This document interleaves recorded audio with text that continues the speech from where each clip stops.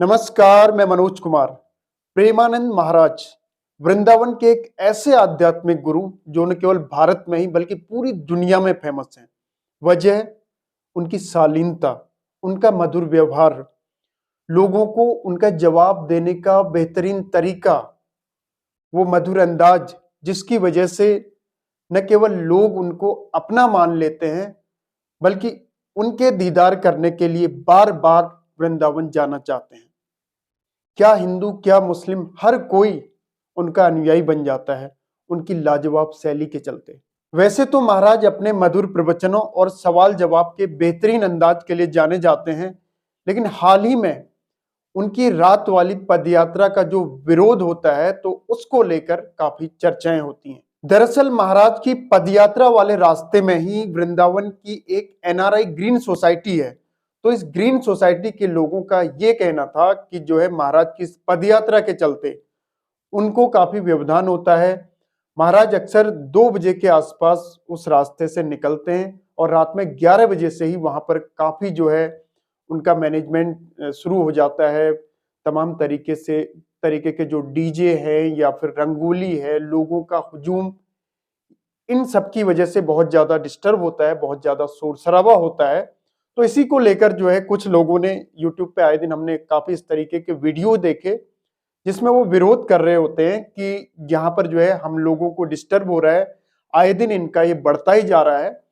तो इसी को लेकर जो है बहुत ज्यादा चर्चाएं बीते दिनों हमने देखी। लेकिन ये बात जैसे ही प्रेमानंद महाराज के कानों तक पड़ती है तो उन्होंने अपने स्वास्थ्य का हवाला देकर इस पदयात्रा को स्थगित कर दिया। बाद में उन्होंने देखा कि बहुत सारे श्रद्धालु जो है काफी रो रहे हैं, इमोशनल हो रहे हैं उनके दर्शन के लिए, उसी रास्ते में खड़े हैं ठीक वैसे ही जैसे पहले तक खड़े रहते थे। तो उन्होंने बाद में उन श्रद्धालुओं को देखते हुए अपनी जो पदयात्रा की टाइमिंग थी उसको बदल दिया, शाम 5 बजे कर दिया। इस पूरे वाकये के कुछ ही दिनों बाद वृंदावन के सारे लोग जो है इन एनआरआई ग्रीन सोसाइटी के लोगों से नाराज हो जाते हैं।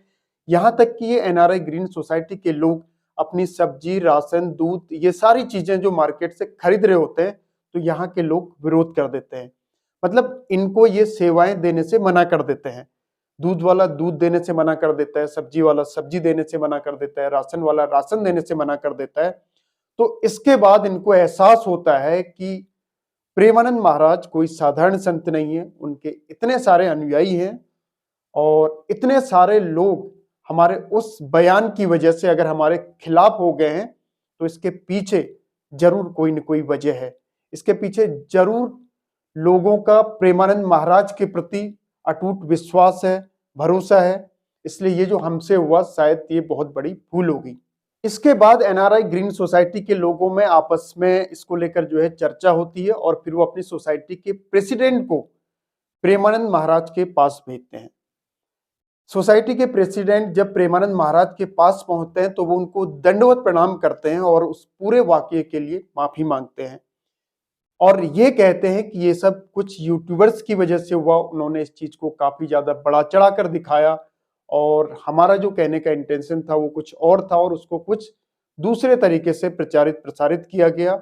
इसके लिए हमारी पूरी ग्रीन सोसाइटी जो है शर्मिंदा है और हम लोग माफी मांगते हैं और हम चाहते हैं कि आप अपनी पद यात्रा पहले की तरह ही, पहले की ही टाइमिंग पर जैसे आप निकालते थे वैसे ही निकालिए और हमें इसके लिए माफ कर दीजिए।